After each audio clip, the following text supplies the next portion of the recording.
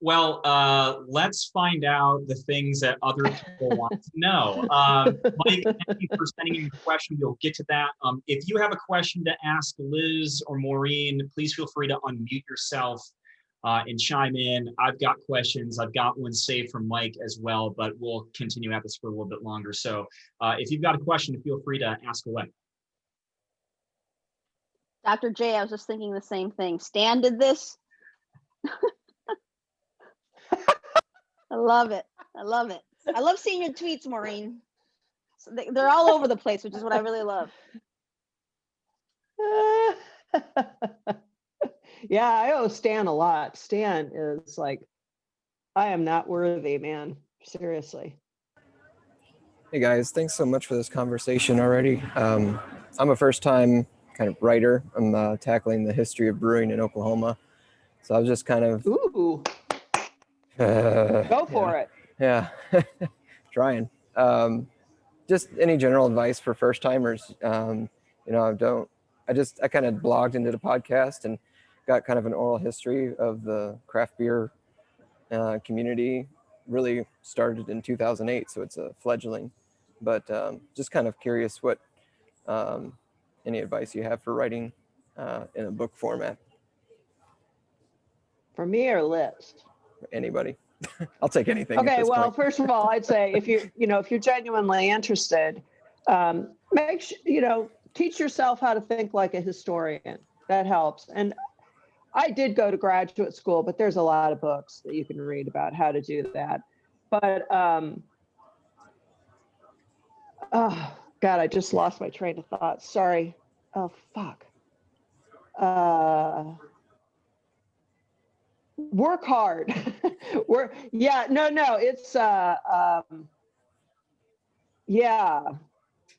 writing a book.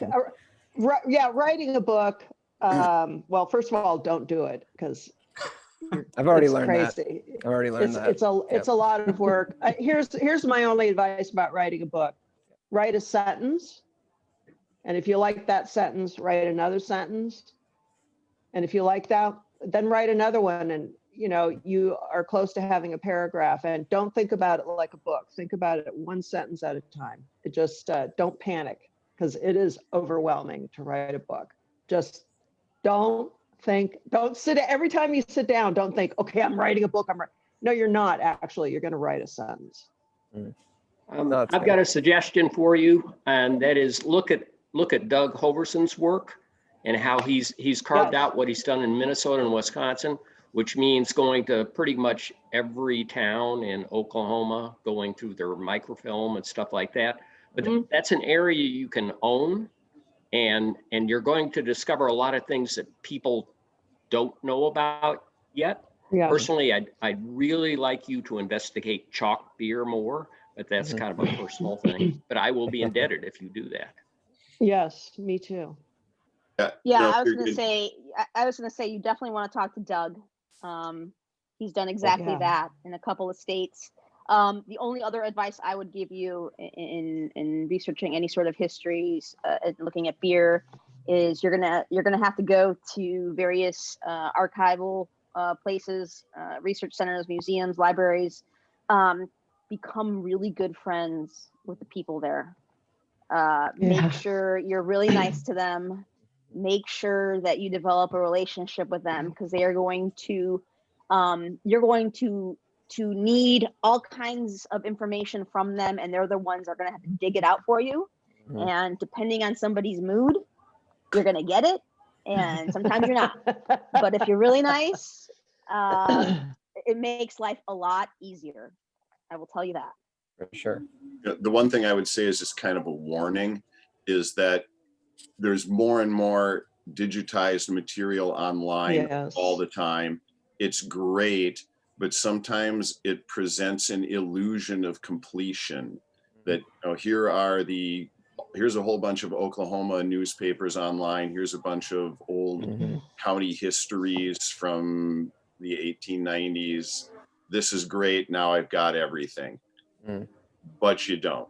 There's a lot of things hiding in those archives. And the other thing I would say is just mention the project to everybody you talk to, whether it's a beer situation, whether it's a history situation, in my cases, kids orchestra concerts, because you never know who knows somebody whose grandpa used to work at that brewery.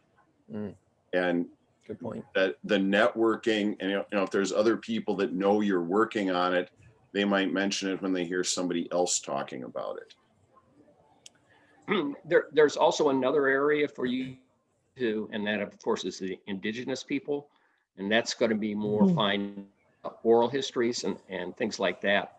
Not so much Oklahoma, but a little farther southwest. Of course, you've got the Plains Indians, who certainly were involved with beer, and that's a history that's barely been touched upon. Yeah, I was trying to figure out how much to incorporate in that. It's got a good beginning with the chalk. Everything you can find. Yeah. Maureen, I'm curious, since you're working on your research for this book right now, do you have either a favorite digital resource or tips when we talk about, especially right now when we can't physically access some things, how to best go about that in a virtual way? Yes. First of all, speaking of the Indians in Oklahoma / Indian Territory, there's at least one really, really good book about attitudes toward alcohol and prohibition and temperance, which weaves white and indigenous. There's a lot of stuff. There's a whole lot of stuff. But and I would say definitely look at Doug's books. Read other kinds of histories and decide what kind of history you want to read. Right, for example, not just Doug's work, maybe Brian Albert's dissertation, which I certainly hope he publishes. But I would say make friends with the closest research university you can find, because you'd be amazed what you can borrow from interlibrary loans so that you don't have to go to libraries. I have done thousands of hours of research by borrowing microfilm and books so that I have them here, so I don't have to go anywhere. And if you can find a research library, what you want is a thing called WorldCat, where you can start searching for articles and books and so forth written by experts. Another great source is newspapers.com, which is, I don't know what their coverage is for Oklahoma, but it focuses on 19th and 20th century newspapers. So there are lots of digital resources, and I would definitely recommend getting really comfortable with a research library. I don't know where you live, but the biggest library that you can find nearby that's convenient, that's your friend. Yeah, newspapers.com actually got me more of the pre-statehood stuff, surprisingly. So that was good. Yeah, there are other sources. There's again, if you can find a research library, there are other digital sources of various kinds of newspapers that will get you past the newspaper, because newspapers.com can be very scattered and sketchy. For sure. There's other newspaper databases online too. Yes. And yeah. Most of them a little bit more expensive, but it's so worth it. And again, if you can get access to a research library, then you don't have to pay for it. So if you can. Yeah, this is a great opportunity. Thank you for the reminder. We have the video saved on our blog. We did a talk about tax season and things you might want to write off. We are now one. So if you have subscriptions or professional supplies or things like that, there's 12 things to think about at the end of now 2021, because it becomes an important part of your work. You've got a question from Mike. Again, if anybody has a question, feel free to drop it in the chat box. We'll get it into circulation, or you can chime in. Maureen, this one was directed at you, but Liz, we'll have you answer it as well. Mike was curious about the worst whitewashing or mythology that we have in the US that concerns you. And especially if there is a particular narrative that is taking place now, again, we can put this in context of beer or world. If there's a particular narrative that's going on now that has you most worried, knowing that it is a myth or a false flag. That's such a big question. Liz, go ahead. I gotta think about this one. Everything. No, that's very cynical. Gosh, I really need to think about this one. Well, while Liz is thinking, I'm going to jump in with one thing. This has to do with beer. And I think this is sort of an answer. I was listening to a beer podcast last week, and it was a sort of discussion, one of those end of the year things. What was this year like? And obviously this year was extremely weird, right? And they were trying to talk about the beer industry and, you know, its fortunes during the great year of 2020.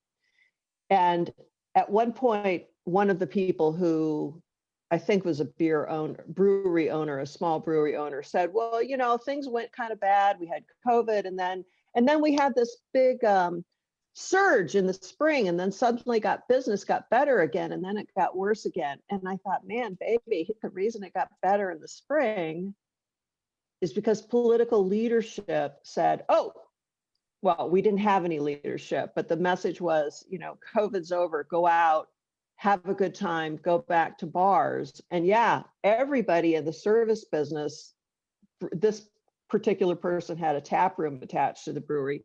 Everybody's business suddenly got better compared to what it had been in, say, March, April, and May.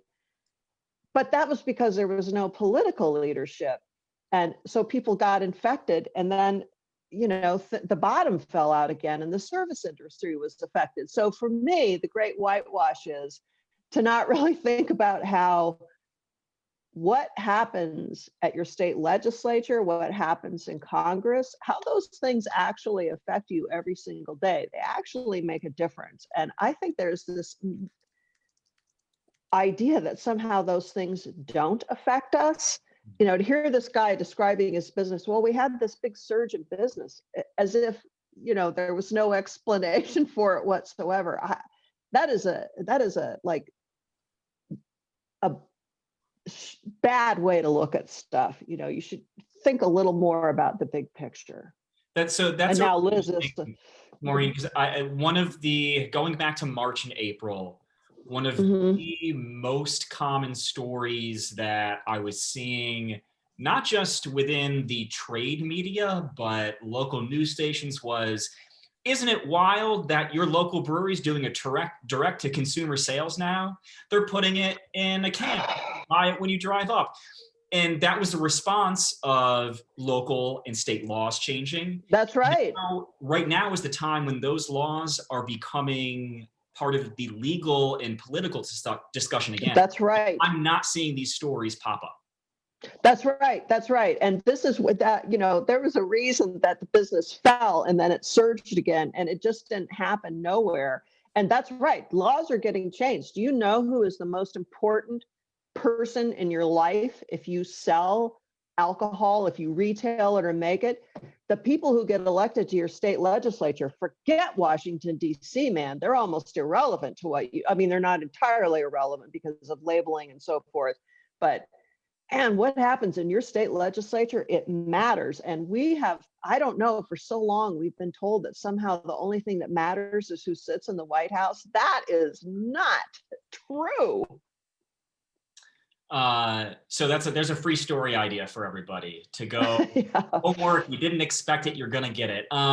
Liz, jumping on, you had a few moments to consider what Mike was asking about whitewashing mythology we have in the US and the way that might be of concern for narratives we're experiencing right now. Did anything come to mind for you? And I don't know if it's because of where I live or where I'm from, but I am overwhelmingly exhausted and sick of people talking and romanticizing prohibition. It is such a topic that keeps coming up and up and up and up. And honestly, there's so much more to alcohol history than those 13 years. And the other thing that I will say is it still baffles me that people think that prohibition just happened. Right? There's history to that history. And so I wish people would look more at temperance and the early 19th century. And the other thing that also baffles me, and I don't know if it's because of that patriarchal society again, is that, the Women's Christian Temperance Union and Frances Willard, right? They're all sort of vilified right? They're these evil, nasty women who Mhm. just didn't want us to drink. But, you know, if you look a little bit deeper, you will see that these women were actually fucking brilliant. And they knew that these men were not going to let them talk about voting or other rights unless they sort of played to their, oh, yes, we know that not drinking is a big thing for you. So they sort of used that as a platform to start pushing their own initiatives. And that's, I think, a bigger story than prohibition, is the sort of brilliance behind some of these women and what they did and how they sort of went from not drinking to getting the right to vote and doing other amazing things. And there are people who have written fantastic books about it. And I would certainly look into that. But I think that we need to have those conversations a little bit more than just, you know, fucking Al Capone or whatever the hell people want to talk about. Yeah, Liz, can you, where you started exactly? I think you said people were romanticizing prohibition. Yeah. Could you give a little bit more backstory about what you mean by that? I think that, you know, it's sort of like when we talk about prohibition, people think about prohibition sort of like, ooh, the Wild Wild West and all these glamorous speakeasies and all this illegal drinking. And, you know, to me, it's sort of like in Chicago, you meet a bar owner who has some sort of oldish bar, right? And everyone's like, oh, this used to be a speakeasy, right? And there's no fucking proof to that. It's just sort of this like cachet to this existence, right? That, again, history is hot. So it's like, we've got all this history behind us. And that's why I think people are romanticizing this era. The era, I mean, it was not, we don't know a lot about it, right? We actually don't have a lot of documentation of what was going on. We have some inferences, we have some references, we have some data, but we don't really know. And it's like, we want to like sort of create this mystical illusion of what this time period was. I also personally like to talk about the good things that came out of it, like these badass women who started to make a difference, like the fact that, you know, these people who had romantic friendships could actually interact with one another, and people sort of just left them alone because we were all in here being bad and being naughty, right? So who cares? A lot of our cultural identity, American cultural identity, was born out of these institutions, right? Jazz and sort of fashion. So there's a lot of good stuff that we haven't even really focused on, because we want to talk about the crime and the gangsters and the politics and, you know, the illegal alcohol making. And I think, to me, that's all like, yeah, we know that was there, right? But let's talk about some of this meatier stuff, some of this more important stuff. Like so much in history, it seemed, you know, beer is the catalyst to help push other things that might be lost amongst the fray of, if it bleeds, it leads. It's kind of what you're talking about a little bit. Does anybody have any questions? Feel free to jump in. I'm happy to help continue to guide, but if you've got a question, feel free to ask. It looks like Emily's asking, are there any states or regions you think aren't covered enough as far as beer history? Southeast. All of them. All of them. Doug, why is it that you say Southeast? I think that in general, a lot of the beer culture is concentrated in the upper Midwest and the Northeast. Mm-hmm. And I think there's a lot to be done with the Southeast, though it's not going to be as much of a traditional producer story like some of the ones I've written, where, you know, here's a brewery, here's how long it was open, because they were much more dependent on distributors, and the stories of the breweries that did survive there is going to be more interesting. And I think there's a number of states where the craft beer story has been told, but not necessarily the pre-craft era. And, you know, and sometimes the pre-prohibition story might have been told, but for a lot of these breweries, their struggle to survive from 1933 through the 70s and 80s is really interesting on how they adapted to modern advertising.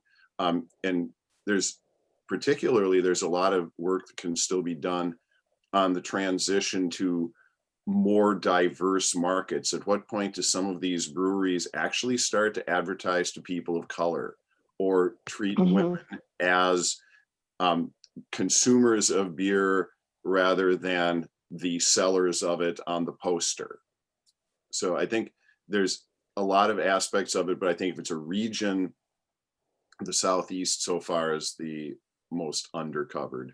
And Maureen, can you explain, so you just posted in the chat box that the Southeast, for example, there's far more impact on race and gender on beer culture than perhaps has been shared so far. Can you maybe expand a little bit?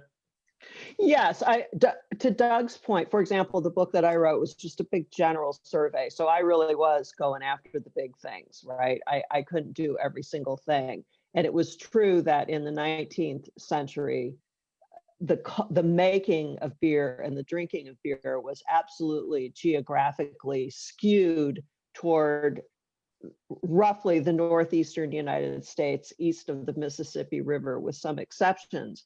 But there were different beer cultures all over the country. For example, out in the West, Coors really did make a beer that was designed to accommodate a group of people who were otherwise very, very temperance oriented and who lived in a very arid climate.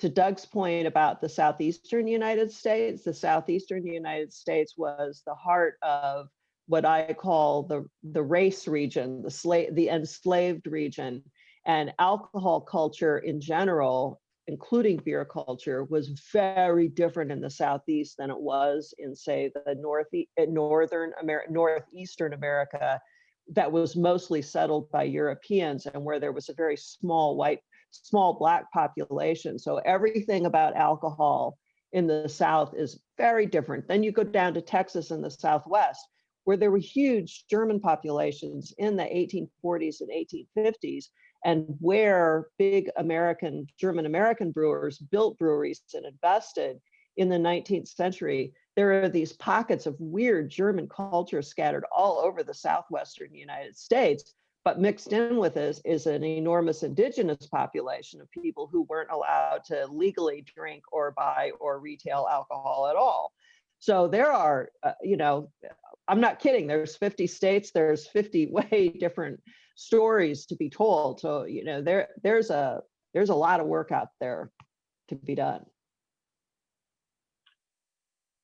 We've got a question from Dr. J. Feel free to chime in. I honestly wanted to respond a little bit to Tara's question about suggestions for looking at kind of non-white histories, but this dovetails really well with thinking about the regional history of beer in the Southeast. I'll say first thing, I think you have to rethink what it means to tell a history. Yes. The whole reason I'm here, the whole reason I'm a member of the Guild is because I've won an award for writing what I think of as like the shoddiest history of an enslaved person brewing. And like one of the big things was that it was Swiss cheese, right? Like I sat down in one of, TJ's residences, his, not Monticello, one of his satellite residences, and got a tour from the resident archaeologist there, which was absolutely freaking fascinating, looking at all these fragments of ceramic bottles that were predominantly used for porter, and looking through Thomas Jefferson's writings. But like the only way I could get at the history that I wanted to tell was if Thomas Jefferson thought on that day it was worthy mentioning the enslaved person that brewed all his beer, right? So just like a tangential thought of a powerful man. And that is as close as I could ever get. And so what I realized is like the history that I had to put together could not be a narrative history, right? I couldn't do and then. There's no way to tell the and then story. So I had to kind of bounce back and forth between personal experiences and a little bit of contemporary analysis and social criticism, and then make a touch point in a historical fact. Like you have to take a lot of fucking liberties and like rethink what it means to do history because you don't have the same ways in.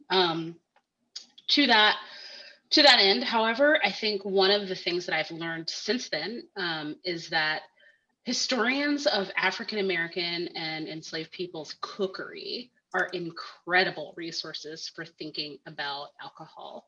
I have a really great friend, Dr. Kelly Fondo Dietz. She wrote a book called Bound to the Fire about the history of cuisine among enslaved people. And what she realized is that the histories of cookery actually encapsulate lots of histories of alcohol making, whether it's like fruit brandies that get made in slave quarters or other types of things. So I would highly recommend talking to historians of cookery. Thank you for that. I've got a relevant question. I'm thinking we might go for maybe like another 10 minutes or so. Thank you for this lively discussion, everybody. We've been going for almost an hour and a half.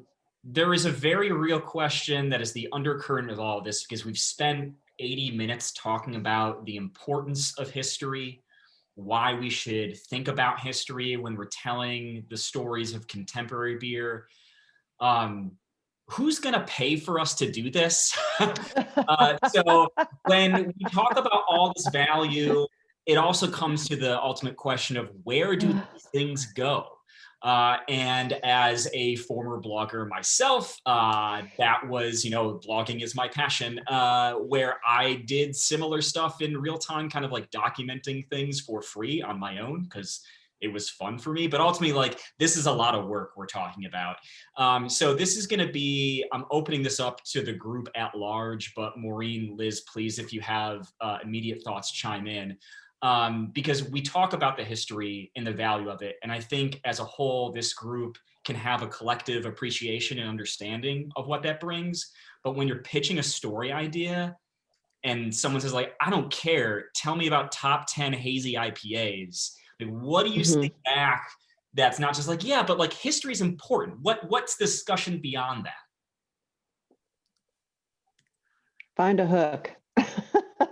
find a, there's always something that's happening right now that you can hook it onto. It is, that is a tricky bit. That's why I was saying, yeah, it's very, very labor intensive. And I understand why if someone's trying to just write a story about now, it may seem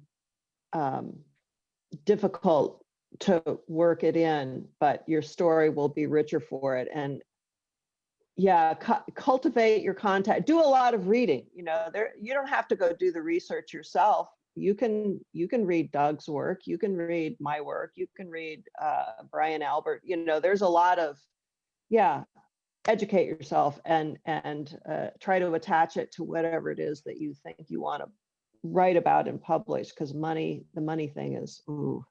Yeah. Maureen, maybe to distill that, which I think it sounds like a key for any pitch, is that it's really finding that hook in a case of something that's history based. Make sure it's really sharp. Yes, yeah. My experience is you've got to attach it to something that's happening now. Unless someone really wants you to just give a historical thing, then think about something that interests you now and try to enrich that story by doing some deep dive into some historical background. And your work will be richer. You'll be writing about something now, something more saleable, but you'll learn more. And the next time you go write something else, you will have that deeper context to pull on. Yeah, I was going to say that you can always, no matter what you're talking about, whether it's something very much in the present, you can always connect it to the past. And that also refers to what Maureen kind of saying at the beginning, is that as historians, the positive side of it is you want to say we can learn from the past. The negative side is that history repeats itself, right? Sometimes good and bad. But you can always take what's happening right now and make that connection to the past. It's going to definitely take some work. But if you're interested in writing something that might be appealing to a modern audience, you can certainly use examples from history to create a more well-rounded piece, if you will. And real quick, I will say, when I made the shift from academia to more a museum world, I I really kind of shifted all of my stuff from focusing on writing to creating public history. So exhibitions, right? Curating exhibitions and curating public programs and lectures and things. So I was fortunate in sort of, Brian, like you, starting out just with a really simple blog about tavern histories is really how I started doing my own work. And that, took me down a bunch of different rabbit holes, and I was able to use a lot of my research in a museum setting, which then let me sort of be paid for my work as a staff member at a museum, which later gave me some consulting gigs, which later gave me other opportunities. So it's really sort of like, as cheesy as this sounds, it's sort of like, and I think you guys, many people here know this, is that if you're good at something and you really love something and there's a passion for it, I think you have to sort of pay your dues in a way, and it ends up working out magically somehow. I truly believe. We have someone who can answer this question from a publisher's standpoint. Michael Kaiser, who is the publisher of Good Beer Hunting. Full disclosure, I work with Good Beer Hunting. Michael, would you mind actually, if it's just like a quick answer so people might know? I'm getting a million pieces. Poorly timed. Michael, in terms of things that you look for when it comes to narrative histories, telling histories of the beer world, what is it that attracts you to story pitches? What works? Yeah, I mean, and just to be a little bit humble here for a moment, we haven't been publishing a lot of beer history for very long, but I'm really excited by the beer history we are publishing in the past year. I definitely, I align very much with what Liz and Maureen have already said about connecting it to something that's happening now. Some of our best histories have looked at something that happened in the past through the lens of what's happening right now in terms of race relations, labor, politics. Those have been really exceptional. It gives people a way to contextualize what they're seeing on the news right now, removed from the heat of the moment. And I think that's really exceptional reading for people. They've been really popular. The second thing has been, like, if you can tell somebody something that they're already familiar with, but kind of clue them in that there's a lot about it that they don't know. So it's like, here's this thing you think you know, but you actually don't. I think readers really enjoy being flipped, having things flipped on their head a little bit and informed of something. And I think ultimately, if you're talking about a brand in beer, we're talking about beer brands that everybody has heard of, whether it's Guinness or a Heineken, but putting it in a context that they don't usually think about that brand in, historically or geographically or socially, that can be a really, really head tilting kind of thing. We just published a piece from the Middle East that was a deep history of Heineken, which is not something that most people think about when they think about beer in the Middle East. And that was exceptionally popular. So these are all sort of like, you're really turning something on its head for something that people feel like they know everything about already. And you can do that in a variety of ways. This is a great moment. I am going to do a quick plug because today on the Reporter's Notebook, we posted information for our Diversity in Beer Writing Grant. Applications are being accepted for the next month. So as we're talking about ways to tell stories and stories that maybe haven't been told, for those of you who are on this call right now, I highly encourage you to think about these pitches, because I'm now giving the answer to my own question for places that will pay you money to do work to tell stories of history and diversity and equity. I will put that link in the chat.